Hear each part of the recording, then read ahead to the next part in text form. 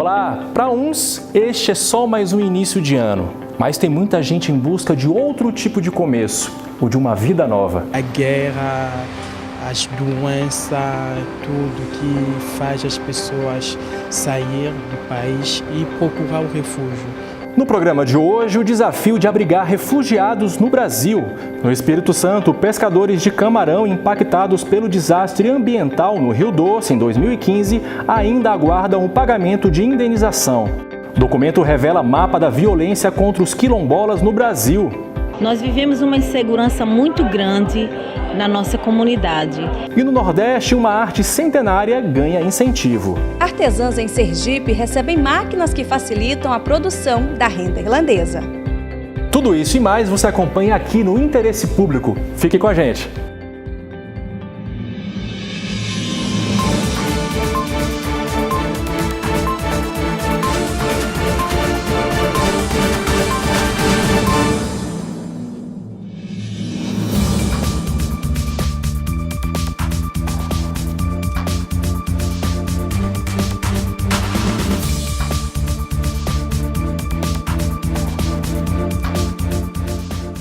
Mais de 68 milhões de pessoas já abandonaram seus países fugindo da guerra, da fome ou de perseguição política.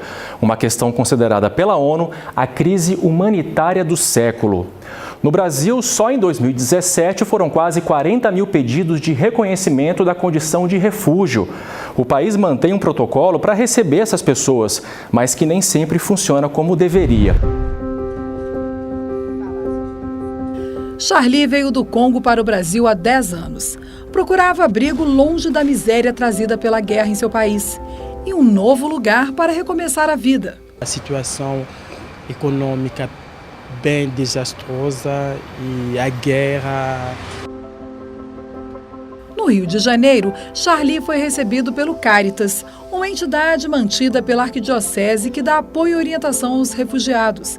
E tão logo aprendeu a se virar em português, começou aqui mesmo a ajudar outras pessoas que chegavam na mesma situação. Comecei a acompanhar eles, levar eles na Polícia Federal para fazer o processo que eu mesmo já tinha feito aqui, de conseguir o protocolo, de conseguir a carteira do trabalho, CPF. O protocolo da solicitação de refúgio é o documento temporário que garante o direito de proteção do Estado brasileiro, acesso aos serviços públicos essenciais e documentos como CPF e carteira de trabalho. Ele tem validade de 1 ano. O do venezuelano José venceu em novembro e, quando ele tentou agendar a renovação no site da PF, teve dificuldades. O fluxo de dias úteis para você fazer o trâmite fica com poucas datas disponíveis no ano, com essa quantidade de pessoas disponibilizadas pelo site. O Ministério Público Federal considera que tanto o primeiro acesso quanto a renovação deste protocolo devem ser procedimentos rápidos e prioritários e faz recomendações de mudanças no atendimento da Delegacia de Imigração a este público.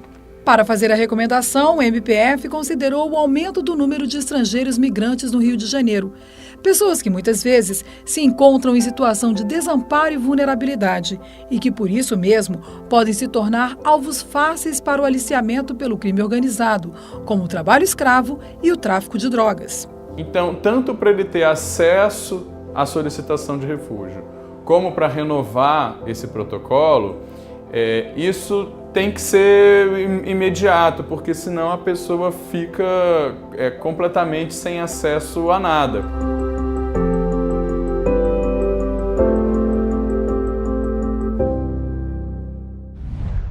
Infelizmente, a violência contra os quilombolas, os descendentes dos escravos, continua no Brasil. Um relatório divulgado recentemente mostra onde estão os quilombos mais ameaçados. A publicação sobre a questão do racismo e violência contra quilombos no Brasil vem sendo apresentada e distribuída em eventos como este em todo o país. Em João Pessoa, representantes das 42 comunidades quilombolas espalhadas pelos 26 municípios de toda a Paraíba, além de autoridades que atuam na temática, participaram do evento promovido pelo MPF. Nós vivemos uma insegurança muito grande na nossa comunidade. Já aconteceu de ter 2 roubos por dia de motos. Pessoas na comunidade já sofreu tiros, roubos de carro. Então, nós vivemos uma insegurança muito grande dentro do quilombo de Mituaçu. O levantamento revelou que as comunidades quilombolas no Nordeste são as que mais sofrem com a violência. Para se ter uma ideia, quase 80% dos casos de assassinatos aconteceram na região. A Bahia é o estado que mais tem registros de violência no Brasil. E é lá onde está um dos casos de maior repercussão no Brasil, o Quilombo Rio dos Macacos, que enfrenta um conflito pela propriedade de terra reivindicada pela Marinha. Acredito que o Quilombo do Rio dos Macacos é uma situação emblemática, um caso específico que tem um enfrentamento, um conflito com a Marinha brasileira, no qual desperta muita atenção da comunidade, não só local, mas internacional. É um caso que já foi até parte de investigações por parte da Comissão Interamericana de Direitos Humanos, da OEA. A pesquisa reuniu os tipos mais frequentes de violência sofrida pelos quilombolas, que vão desde ameaças a prisões arbitrárias, contaminação por agrotóxicos ou poluição de águas, criminalização e assédios, e até as perdas ou possibilidade de perdas de território por invasão ou intervenção de terceiros, além de assassinatos. No passado a gente era muito discriminado de tudo, a cor, principalmente a cor, né? Nós não tinha terra, nós não tinha liberdade, nós vivíamos trabalhando alugado para os fazendeiros, e hoje não, hoje nós trabalhamos para nós próprios. As comunidades quilombolas têm contado com o Ministério Público Federal num papel importante na intermediação com os poderes públicos. 2 comunidades já teve acesso à sua terra, estão nessa terra produzindo, que é a comunidade do Bonfim, na cidade de Areia, e a comunidade do Grilo, na cidade de Riachão do Bacamarte, mas sem que o processo esteja totalmente concluído, porque ainda falta a titulação em nome da comunidade. Um caso mais recente na Paraíba foi na comunidade de Cacimba Nova, na região de Monteiro, no Cariri paraibano, que conseguiu ser reconhecida por articulação do MPF. A certificação da comunidade de Cacimba Nova perante a Fundação Palmares trouxe a destinação, a execução de políticas públicas para essa comunidade, que até então vivia em crise de vulnerabilidade social.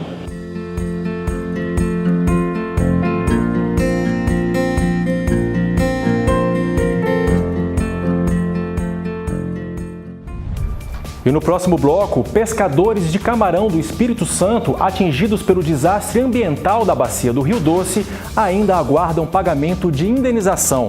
O interesse público volta já.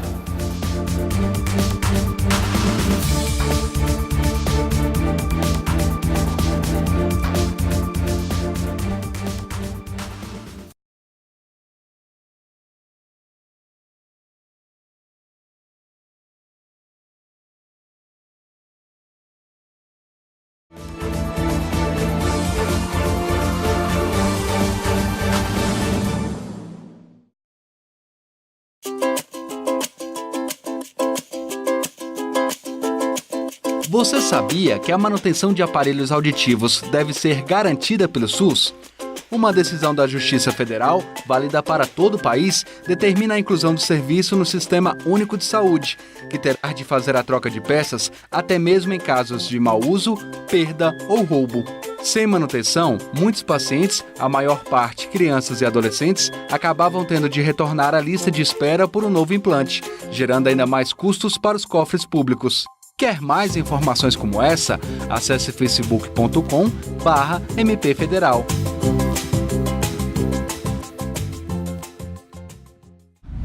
O rompimento da barragem da Samarco há mais de 3 anos provocou 19 mortes, além de inúmeros danos materiais e ambientais nos estados do Espírito Santo e Minas Gerais. E até hoje tem consequências. Com a contaminação das águas, a pesca foi proibida. Em Vitória, pescadores ficaram sem ter do que viver e têm a ajuda hoje do MPF na busca de seus direitos. O dia 5 de novembro de 2015 ficou marcado na história do Brasil e do mundo com uma tragédia de repercussões incalculáveis. O rompimento da barragem de rejeitos de minério da Samarco, na cidade de Mariana, em Minas Gerais, destruiu o distrito de Bento Rodrigues e inundou com 62 milhões de metros cúbicos de lama a 5ª maior bacia hidrográfica do país, o Rio Doce. Na foz do rio, que fica em Regência, na cidade de Linhares, o desastre impactou o meio ambiente e quem dependia da pesca, como os camaroeiros. Com a água do rio e do mar contaminada com metais pesados, a pesca de peixes e camarão foi proibida. Maxwell vivia da pesca de camarão há 15 anos. Ele conta que restou para ele observar, sem poder fazer nada, um dos barcos usados na pesca se deteriorar com o tempo. 3 anos parado, inclusive a gente não tinha dinheiro suficiente, estava parado, não tinha renda para consertar, aí os barcos foram se acabando. Logo depois do desastre, Maxwell e mais 12 camaroeiros receberam uma indenização por danos morais e materiais. O cálculo da indenização de Maxwell foi de R$ 144 mil. Ele, a mulher e o filho também recebem um benefício mensal de R$ 1.500. A foz do Rio Doce era considerada a melhor região do estado do Espírito Santo para a pesca do camarão Sete Barbas. Por causa da contaminação da água pela lama da Samarco, o consumo do crustáceo foi considerado impróprio e essa contaminação se estendeu para cerca de 40 quilômetros da costa para norte e 40 quilômetros para o sul. Com a restrição, camaroeiros da Grande Vitória que pescavam no litoral próximo à foz também foram atingidos. Brás, pescador há 35 anos, comanda o barco Salmo 40 e mais 5 pessoas. Depois da lama, todos viram a produção da pesca diminuir em 85%. Então um pescador que ganhava aí 4.000, 3.500 por viagem, hoje ele está levando aí 800, 1.000. Wilson, ajudante de Brás há 15 anos, é da cidade de Ilhéus, no sul da Bahia. Ele disse que antes conseguia visitar sempre a família, mas agora o dinheiro não dá. Hoje em dia não tem mais condições de fazer isso. Chega lá, vou ter que arrumar um trabalho para mim se manter lá. Além dos camaroeiros, uma cadeia de trabalhadores que vivem em função do camarão também foi afetada diretamente com a poluição da lama da Samarco. Marcelo é estivador e, como ganha por produção, viu seu rendimento reduzir mais da metade. A gente tinha uma renda mais ou menos de R$ 2.000 a R$ 2.300. Hoje, para você tirar um salário mínimo, está complicado. Ao contrário dos camaroeiros de Regência, os da Grande Vitória lutam para ser reconhecidos como vítimas do desastre da lama pela Fundação Renova, ONG criada para gerir os programas de reparação da tragédia. Uma ação do Ministério Público Federal busca garantir os direitos de mais de 300 pescadores do crustáceo. O rendimento deles é diretamente afetado, a sua subsistência é diretamente afetada, justamente porque, como eles estão limitados na pesca pelo risco de contaminação, né, que fundamenta a decisão judicial, eles não conseguem ter o rendimento que tinham antes. Por vezes não conseguem, naquele mês, custear a própria atividade.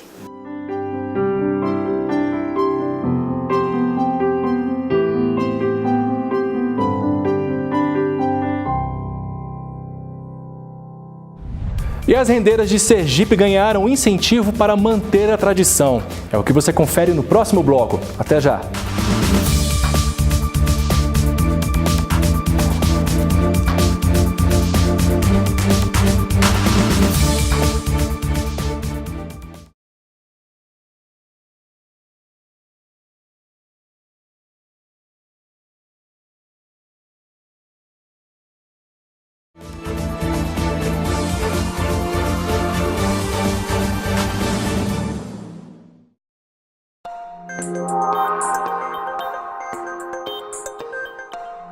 Os hospitais federais e institutos vinculados ao Ministério da Saúde no Rio de Janeiro têm 90 dias para implantar o controle eletrônico de frequência.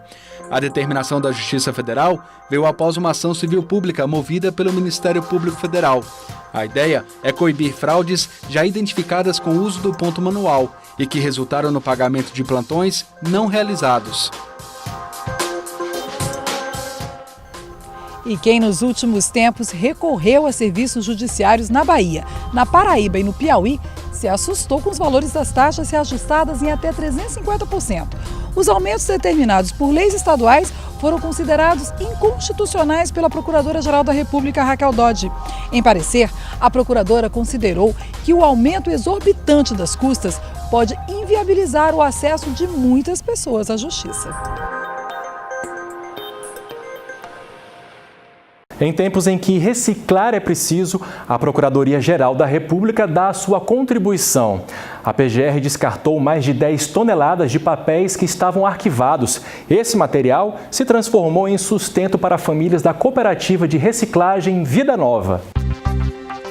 Os servidores da Comissão Permanente de Gestão do Patrimônio Documental da Procuradoria-Geral da República passam o ano assim, separando tudo que pode ser descartado. A Instrução Normativa de 2013 é que regulamenta isso, e uma tabela de temporalidade determina o prazo de guarda dos documentos. No ano passado, 10 toneladas de papéis foram selecionados, um marco para a instituição.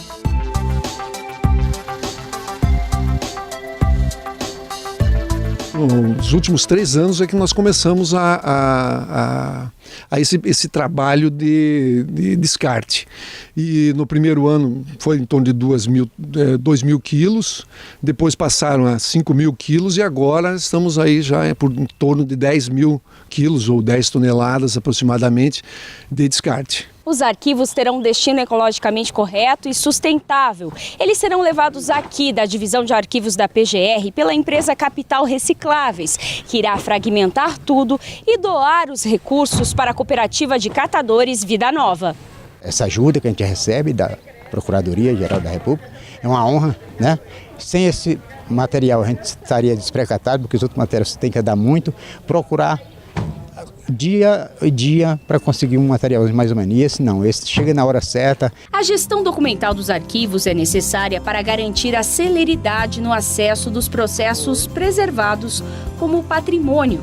Cerca de 20% do material descartado no fim do ano foi preservado. Tudo foi descartado com atenção, devido aos documentos serem sigilosos. A medida é importante para resguardar que nenhuma informação seja utilizada indevidamente durante o processo.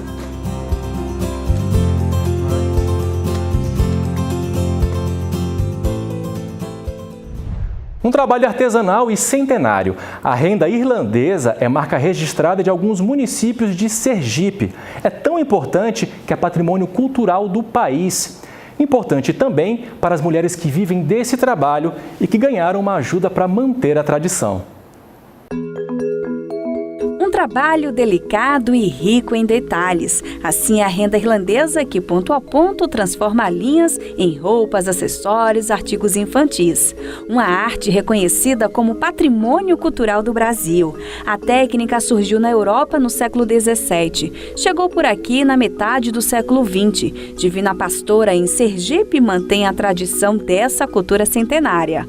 Dona Alzira é uma das rendeiras mais antigas do lugar. Para mim, ela é uma fisioterapia e ela também me ajudou na minha vida financeira. Eu passei uma época que meu marido não estava trabalhando e foi a renda quem me sustentou. Que para mim foi muito gratificante a renda para mim, né? As rendas artesanais são feitas em cooperativas e associações em 4 municípios de Sergipe. Cada um deles recebeu máquinas trançadeiras que auxiliam no trabalho. Conseguidas através da atuação da Fiscalização Preventiva Integrada do Rio São Francisco, a FPI encontrou irregularidades nas obras de implantação da rodovia 170 e firmou um acordo de compensação com a empresa que ficou responsável pela aquisição dos equipamentos. Nós realizamos várias ações de investigação e fiscalização de cunho ambiental.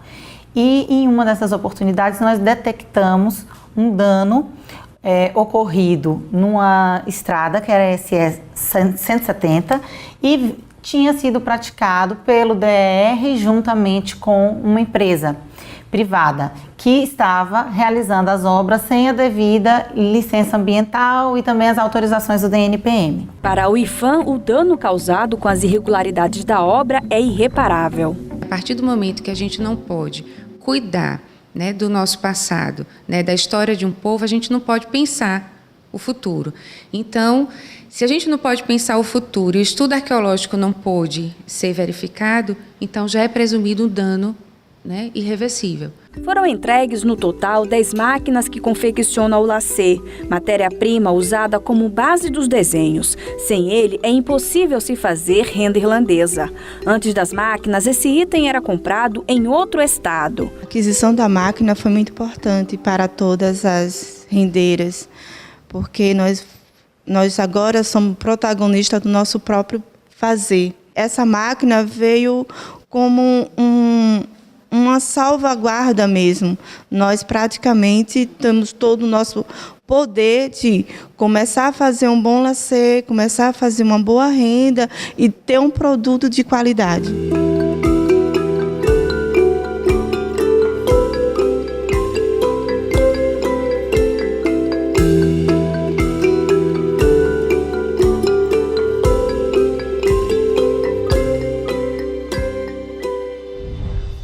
Belo trabalho, hein? E assim a gente encerra o Interesse Público. Todas as reportagens estão disponíveis no youtube.com/tvmpf e o nosso e-mail já aparece aí na tela. Muito obrigado pela sua companhia. Semana que vem temos um novo encontro. Até lá, tchau!